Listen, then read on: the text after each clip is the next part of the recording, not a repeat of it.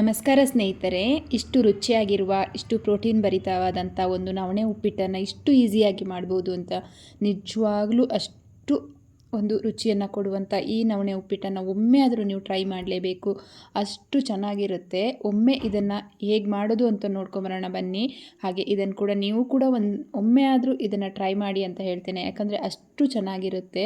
ಹಾಗೆ ಪ್ರೋಟೀನ್ ಭರಿತವಾದಂಥದ್ದು, ಆರೋಗ್ಯಕ್ಕೆ ತುಂಬಾ ಒಳ್ಳೆಯದು. ನವಣೆ ಬಗ್ಗೆ ನಿಮಗೆಲ್ಲರಿಗೂ ಗೊತ್ತಿದೆ ಅಲ್ವಾ? ಅದೇ ನವಣೆ ಇವತ್ತು ಉಪಯೋಗಿಸ್ಕೊಂಡು ನಾವು ಉಪ್ಪಿಟ್ಟನ್ನು ಮಾಡೋಣ. ಅದು ಹೇಗೆ ಮಾಡೋದು ಅಂತ ನೋಡ್ಕೊಬರೋಣ ಬನ್ನಿ. ಮೊದಲಿಗೆ ನಾನಿಲ್ಲಿ 1 ಕಪ್ಪಷ್ಟು ನವಣೆಯನ್ನು ತಗೊಂಡಿದ್ದೀನಿ. ಈ ಬೌಲಲ್ಲಿ 1 ಬೌಲಷ್ಟು ನಾನು ನವಣೆಯನ್ನು ತಗೊಂಡಿದ್ದೀನಿ. ನವಣೆಯನ್ನು ಇನ್ನೊಂದು ಪಾತ್ರೆಯಲ್ಲಿ ಹಾಕಿ ಚೆನ್ನಾಗಿ ವಾಶ್ ಮಾಡ್ಕೊಳ್ಳೋಣ. ಫಸ್ಟಿಗೆ ನವಣೆಯನ್ನು ನಾವು ನೀಟಾಗಿ ವಾಶ್ ಮಾಡ್ಕೊಳ್ಬೇಕು. ನಾನಿವಾಗ ವಾಶ್ ಮಾಡ್ಕೊಂಡು ಬರ್ತೀನಿ. ಒಲೆ ಮೇಲೆ ಒಂದು ಪಾತ್ರೆಯನ್ನು ಇಟ್ಕೊಂಡಿದ್ದೀನಿ.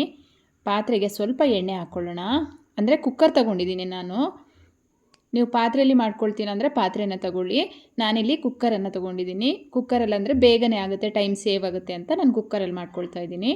ಹಾಗೆ ಎಣ್ಣೆ ಬಿಸಿ ಆದ ತಕ್ಷಣ 1 ಸ್ಪೂನು ಸಾಸಿವೆ, 1 ಸ್ಪೂನು ಉದ್ದಿನಬೇಳೆ, 1 ಸ್ಪೂನು ಕಡಲೆಬೇಳೆಯನ್ನು ಹಾಕ್ಕೊಂಡಿದ್ದೇನೆ. ಹಾಗೆ 1 ಬ್ಯಾಡ್ಗೆ ಮೆಣಸಿನಕಾಯನ್ನು ನಾನು ಕಟ್ ಮಾಡಿ ಹಾಕ್ಕೊಂಡಿದ್ದೇನೆ ಒಗ್ಗರಣೆಗೆ. ಇವಾಗ ಸ್ವಲ್ಪ ಕರಿಬೇವನ್ನು ಹಾಕ್ಕೊಳ್ಳುವ. ಒಗ್ಗರಣೆ ಸ್ವಲ್ಪ ಫ್ರೈ ಆಗಲಿ, ಒಗ್ಗರಣೆ ಘಮ ಬರಲಿ.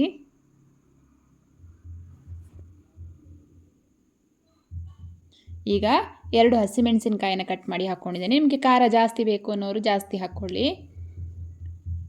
ಎಲ್ಲವನ್ನು ಕೂಡ ಸ್ವಲ್ಪ ಫ್ರೈ ಮಾಡ್ಕೊಳ್ಳುವ.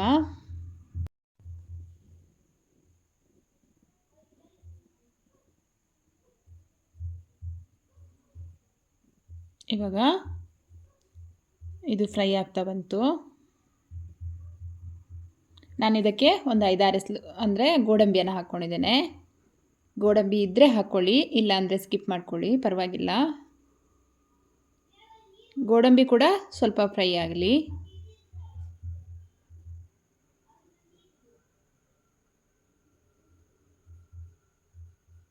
ಇದನ್ನು ಬೆಳಿಗ್ಗೆ ತಿಂಡಿಗಾಗಲಿ ಅಥವಾ ರಾತ್ರಿ ಡಿನ್ನರ್ಗಾಗಲಿ ಯಾವುದಕ್ಕನ ಮಾಡ್ಕೊಳ್ಬೋದು. ತುಂಬಾ ಚೆನ್ನಾಗಿರುತ್ತೆ, ಹೆಲ್ದಿಯಾಗಿರುತ್ತೆ.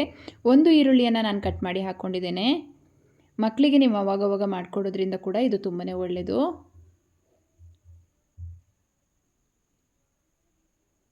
ಈಗ ಈರುಳ್ಳಿನೂ ಕೂಡ ನಾವು ಚೆನ್ನಾಗಿ ಫ್ರೈ ಮಾಡ್ಕೊಳ್ಳುವ.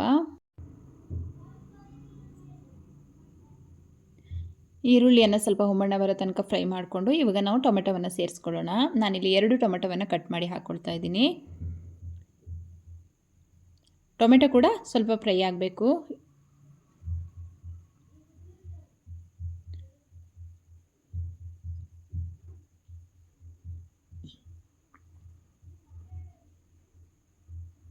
ಟೊಮೆಟೊವನ್ನು ಕೂಡ ನಾವು ಚೆನ್ನಾಗಿ ಫ್ರೈ ಮಾಡಿಕೊಳ್ಳುವ. ಈರುಳ್ಳಿ ಟೊಮೆಟೊ ಚೆನ್ನಾಗಿ ಫ್ರೈ ಆದಾಗ ಅದರ ಟೇಸ್ಟ್ ತುಂಬಾ ಚೆನ್ನಾಗಿ ಬರುತ್ತೆ ಅಂತ.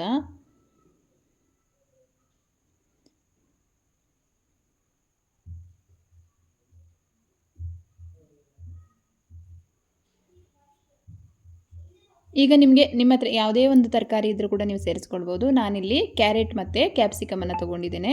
ನಿಮ್ಮ ಹತ್ರ ಯಾವ ತರಕಾರಿ ಇದೆ ಅದನ್ನೇ ಕೂಡ ನೀವು ಹಾಕ್ಕೊಂಡು ಇದನ್ನು ಮಾಡ್ಬೋದು. ತರಕಾರಿ ಇಲ್ಲ ಅಂತಂದರೆ ತರಕಾರಿನ ಸ್ಕಿಪ್ ಮಾಡಿ ಕೂಡ ಮಾಡ್ಕೊಳ್ಬೋದು, ತುಂಬಾ ಚೆನ್ನಾಗಿರುತ್ತೆ. ಇವಾಗ ನಾನಿಲ್ಲಿ ತರಕಾರಿನ ಸೇರಿಸಿದ್ದೇನೆ. 1 ಕ್ಯಾರೆಟು ಹಾಗೆ 1 ಕ್ಯಾಪ್ಸಿಕಮನ್ನು ಸೇರಿಸಿದ್ದೇನೆ. ಇದನ್ನು ಕೂಡ ಹಾಕಿ ಚೆನ್ನಾಗಿ ಫ್ರೈ ಮಾಡ್ಕೊಳ್ತೀನಿ. ಇವಾಗ ಈ ತರಕಾರಿ ಸ್ವಲ್ಪ ಫ್ರೈ ಆಗಲಿ ಎಣ್ಣೆಯಲ್ಲಿ. ಈಗ ತರಕಾರಿ ಎಲ್ಲ ಚೆನ್ನಾಗಿ ಫ್ರೈ ಆಗಿದೆ. ನಾವು ಇಲ್ಲಿಗೆ ನೀರನ್ನು ಸೇರಿಸ್ಕೊಳ್ಳೋಣ.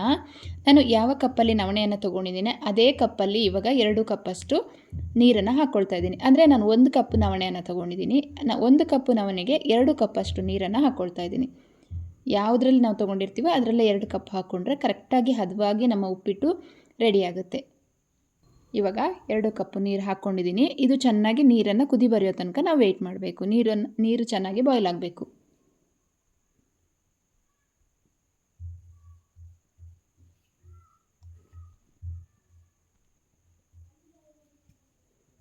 ಇವಾಗ ರುಚಿಗೆ ತಕ್ಕಷ್ಟು ಉಪ್ಪನ್ನು ಹಾಕ್ಕೊಳ್ಳೋಣ.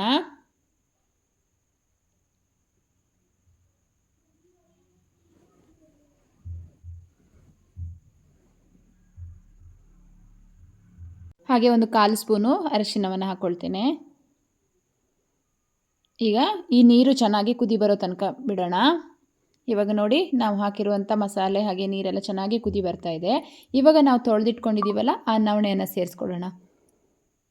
ತೊಳೆದು ಕ್ಲೀನ್ ಮಾಡಿ ಇಟ್ಕೊಂಡಿರುವಂಥ ನವಣೆಯನ್ನು ಇದರಲ್ಲಿ ಸೇರಿಸ್ಕೊಳ್ಳುವ.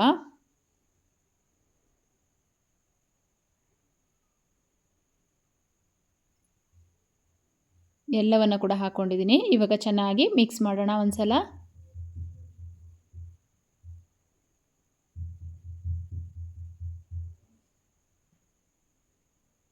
ಇದು ಮಿಕ್ಸ್ ಮಾಡಿದ ಮೇಲೆ ಇನ್ನೂ ಚೆನ್ನಾಗಿ ಕುದಿ ಬರಬೇಕು.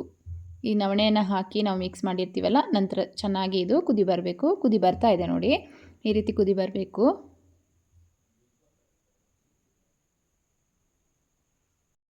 ಇವಾಗ ಕುದಿ ಬರ್ತಾ ಇರುವಾಗ ನಾವು ತೆಂಗಿನಕಾಯಿ ತುರಿಯನ್ನು ಸೇರಿಸುವ. ನಾನಿಲ್ಲಿ 1 ಕಪ್ಪಷ್ಟು ತೆಂಗಿನಕಾಯಿ ತುರಿಯನ್ನು ಹಾಕ್ಕೊಳ್ತಾ ಇದ್ದೇನೆ. ಅದನ್ನು ಕೂಡ ಹಾಕಿ ಚೆನ್ನಾಗಿ ಮಿಕ್ಸ್ ಮಾಡಿಕೊಡುವ.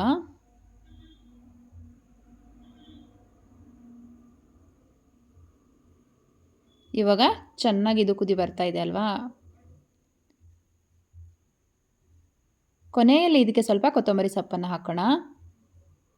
ಕೊತ್ತಂಬರಿ ಸೊಪ್ಪು ಕೂಡ ನಾನು ಇವಾಗಲೇ ಹಾಕ್ಕೊಳ್ತಾ ಇದ್ದೀನಿ. ಹಾಕಿ ಚೆನ್ನಾಗಿ ಮಿಕ್ಸ್ ಮಾಡೋಣ.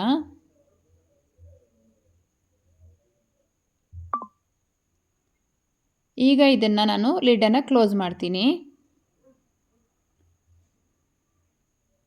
ಲಿಡ್ಡನ್ನು ಕ್ಲೋಸ್ ಮಾಡಿಬಿಟ್ಟು ನಾನು 2 ವಿಸಿಲ್ ತೆಗಿತೀನಿ. 2 ವಿಸಿಲ್ಗೆ ಕರೆಕ್ಟಾಗಿ ನಮಗೆ ಇದು ನವಣೆ ಉಪ್ಪಿಟ್ಟು ರೆಡಿ ಆಗುತ್ತೆ. ಹಾಗಾಗಿ ನಾನು 2 ವಿಸಿಲ್ ತಗೊಳ್ತೀನಿ. ಈಗ ಲಿಡ್ಡನ್ನು ಕ್ಲೋಸ್ ಮಾಡ್ತಾ ಇದ್ದೀನಿ.